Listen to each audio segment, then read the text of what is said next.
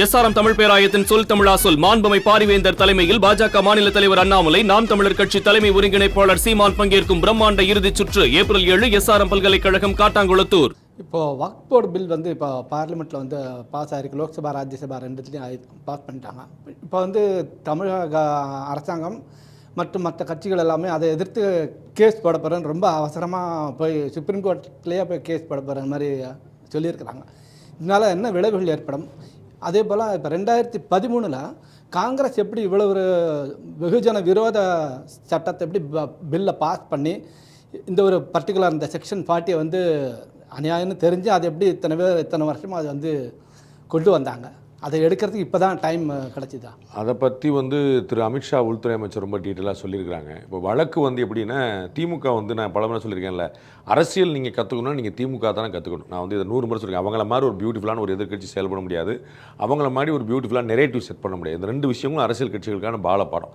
அதை திமுக எப்படி இந்த வக்ஃபு மசோதா எதிர்த்து இந்தியாவில் ஒரு 20-30 பேராவது வழக்கு போட போகிறாங்க. தனி வக்ஃபு போர்டுகள், முஸ்லீம் தனிச்சட்ட வாரியம், இது மாதிரி நிறைய அமைப்புகள், ஜமாத்துன்னு அங்கங்கேருந்து நிறைய பேர் கேரண்டியாக வழக்கு போடுவாங்க. நோ டவுட் நம்மளும் ஒரு வழக்கு போட்டால் எல்லா வழக்கும் ஒன்றா தான் விசாரிக்கப்படும். நம்ம ஒரு பெட்டிஷன் போடுறோம், நிப்பாட்டிக்கலாம், ஒன்றும் பிரச்சனை. தேவையான நமக்கு வில்சன் போன்ற மூத்த வழக்கறிஞர்கள் நம்ம இருக்கிறாங்க. தேவைன்னா ஒரு ஆர்குமெண்ட் வச்சுக்கலாம், இல்லை நம்ம தேவையில்லை அவங்களோட சேர்த்து கெட்டிஷன் கொடுத்தோம். அப்போ நம்ம நாளைக்கு ஒரு வழக்கில் ஏதாவது ஒரு திருத்தம், ஒரு வருத்தம், ஒரு வெற்றி ஏதாவது ஒன்று வந்துச்சுன்னா நாங்கள் வழக்கு போட்டோம்னு சொல்லிக்கலாம். ஒன்றும் வரலன்னா ஒன்றும் பிரச்சனை, நாங்கள் வழக்கு போட்டோம், முரண்பட நாங்கள் நீதிமன்றம் அப்படி கைவிட்டுருச்சுங்களா நீட்டு மாதிரி சொல்லிக்கலாம். அது ஸோ அந்த மாலை நமக்கு விழுந்துடணும் அப்படிங்கிறத அவங்க தெளிவாக இருக்கிறாங்க. ஸோ வழக்கு இவர்கள் போடாட்டா யாருமே போட மாட்டாங்கல்ல. கரெக்டாக ஒரு 50-60 வழக்கு வரப்போகுது. அதனால் 51 நம்ம பேரையும் சேர்த்துக்கிட்டோம்னா அது அக்கௌண்ட்டில் ஏறிடும் அப்படிங்கிறது முதல் பாயிண்ட். ரெண்டாவது, அந்த செக்ஷன் 40ங்கிறது ரொம்ப ஆச்சரியமானது. அது நிறைய காங்கிரஸ் கட்சி இது செஞ்சிருச்சே நீங்கள் அதிர்ச்சி அடையல. ஏன்னா எனக்கு காங்கிரஸுக்கு நிறைய அதிர்ச்சிகள் கொடுத்துட்டே இருந்திருக்கு. நம்ம பார்க்க நம்ம இந்தியாவில் தமிழ்நாட்டில் எதெல்லாம் நம்ம பிரச்சனைன்னு சொல்கிறோமோ அது எல்லா பிரச்சனையுமே காங்கிரஸ் கட்சி காலத்தில் நடந்தால் பார்க்குறோம். அது தேசிய கல்விக் கொள்கையில் ஹிந்தி திணிப்புகளாக இருக்கட்டும், ஹிந்தி இயல்பில் திணிக்கப்படுறதா இருக்கட்டும், அல்லது கச்சத்தீவு பிரச்சனையாக இருக்கட்டும், காவிரி பிரச்சனையாக இருக்கட்டும், முல்லைப்பெரியார் பிரச்சனையாக இருக்கட்டும், கல்வியை பொதுப்பட்டியலில் கொண்டு போனதாக இருக்கட்டும், நீங்கள் என்னென்னலாம் பிரச்சனை ஒன்று இருக்குது, ரொம்ப நாளாக ஒரு பிரச்சனை ஓடிட்டு இருக்கே சார் அப்படின்னு சொன்னீங்கன்னா அது அங்கே தான் ஆரம்பிச்சிடும், இல்லை அவங்க தான் பண்ணியிருப்பாங்களே. அது நம்ம ஜல்லிக்கட்டு தடை பண்ணப்பட்டதாக இருக்கட்டும், ஜல்லிக்கட்டு தடை பண்ணப்பட்டது எந்த பீரியடுங்கிற பார்க்கணும்ல. ஸோ அது எல்லாமே பார்த்தீங்கன்னா காங்கிரஸ் கட்சியில் தான் இருக்கும். அப்போ நமக்கு அதில் ஒன்றும் வியப்பு கிடையாது. அதில் ரொம்ப முக்கியமான தகவல் திரு அமித்ஷா என்ன சொல்கிறாருன்னா, இந்த 12 வருஷத்தில், அதான் 2013 அந்த அமெண்ட்மெண்ட் கொண்டு வராங்க, இந்த 12 வருஷத்தில் அவங்களோட சொத்து டபுள் மடங்கு இருக்குது. டபுள் மடங்கு. இன்றைக்கி இந்தியாவிலே அதிகமான சொத்து இருக்கக்கூடிய 3வது பெரும் நிறுவனமாக அது இருக்குது. அதற்கு காரணம் இந்த லாஸ்ட் 12 இயர்ஸ். அப்போ என்ன அப்படின்னா, நான் ஒரு வக்ஃபை சொல்லிட்டேன். ரொம்ப ஆச்சரியமான ஒரு புள்ளி பார்த்தேன். வக்ஃபு கொடுக்குறத யூசர் கூட கொடுக்கலாம். அதாவது உங்கள்கிட்ட நான் ஒரு இஸ்லாமியனா நான் வாடகைக்கு இருக்கிறேன், இல்லாட்டி குத்தகைக்கு இருக்கிறேன், நான் இருக்கிறேன் உங்கள்கிட்ட, நான் ஒரு இஸ்லாமியர் உங்கள்கிட்ட இருக்கிறேன்.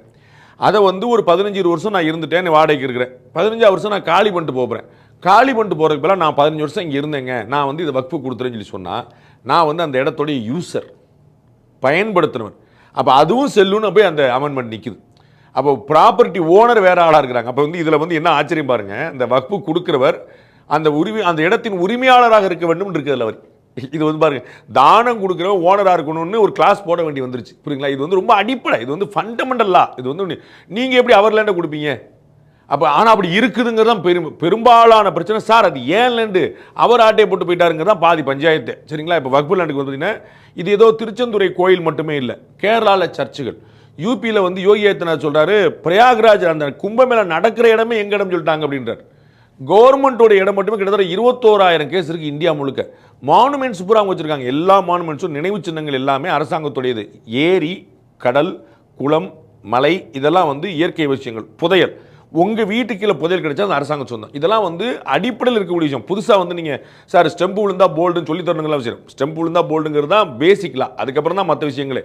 அப்போ இந்த புதையல் மாதிரி விஷயம் ஏன் நாள் கிடைச்சா அவங்களுக்கு தான் சொந்தம். அப்படிப்பட்ட இடத்துல ஓனராக இருக்கணும் அப்படின்னு சொல்ல வேண்டி வந்துருச்சு.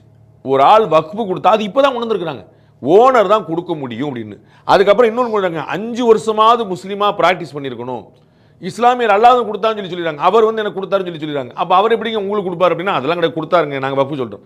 வக்ஃபு வாரியம் அவர்கள் ஒரு இடத்தை வக்ஃபுன்னு அறிவிச்சிட்டாங்கன்னா அது வக்ஃபு தான். அதுக்கப்புறம் அப்லேட் அத்தாரிட்டியும் அவங்க தான். நீங்கள் அதுக்கு முறையீடு பண்ணால் அங்கே தான் போக முடியும். அதுக்கு வந்து வேற எங்கேயும் இப்போ நீதிமன்றம் போக முடியும். நீதிமன்றம் போகிறதுக்கு முன்னாடியே ட்ரிபுனலுடைய ஒரு ஆர்டர், அவங்களுக்கு ஒரு ட்ரிபுனல் கொடுத்துருக்காங்க. அந்த ட்ரிபுனல் ஆர்டர் எடுத்து சர்வே கமிஷனர்கிட்ட போக முடியும், கலெக்டர் போக முடியும், கலெக்டர் அப்பாயின் பண்ண ஒரு ஆள்கிட்ட போக முடியும். அது கீழே கிடையாது. ஸோ வந்து ஒரு விசாரணைக்கு இருக்குது. இன்னொரு முக்கியமான விஷயம், கலெக்டரும் சர்வே கமிஷனரும் கலெக்டர் கீழே இருக்கக்கூடியது மாநிலத்துக்கு அதிகாரத்தில் இருக்குது.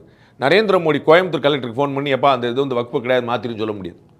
ஸோ மாநில அரசின் உரிமை பறிக்கப்படலை. நிலம்ங்கிறது மாநில அரசுடைய கன்கரண்ட் லிஸ்ட்டில் கிடையாது, ஸ்டேட் லிஸ்ட்டில் வந்து நிற்கிது. லேண்ட் அப்படிங்கிற லா அண்ட் ஆர்டர் மாதிரியே. ப்ளஸ் இவங்க வந்து நம்ம பரந்தூர் விமான நிலையத்துக்கான இடம் பார்த்தோம். இடம் வந்து விமான நிலையம் அமைக்க போகிறது ஏர்போர்ட் அத்தாரிட்டி ஆஃப் இந்தியா. ஆனால் அதுக்கான இடம் பிடிச்சி கொடுத்தது வந்து தமிழ்நாடு கவர்மெண்ட். அப்போ வந்து ஒரு லேண்ட் டிஸ்பியூட் இருந்துச்சுன்னா தமிழ்நாட்டில் திமுக கவர்மெண்ட் தான் நடக்குது. அப்போ இது வக்ஃபுன்னு சொல்லி கலெக்டர் சொன்னார்னு யாரும் மறுக்க முடியாதுல்ல.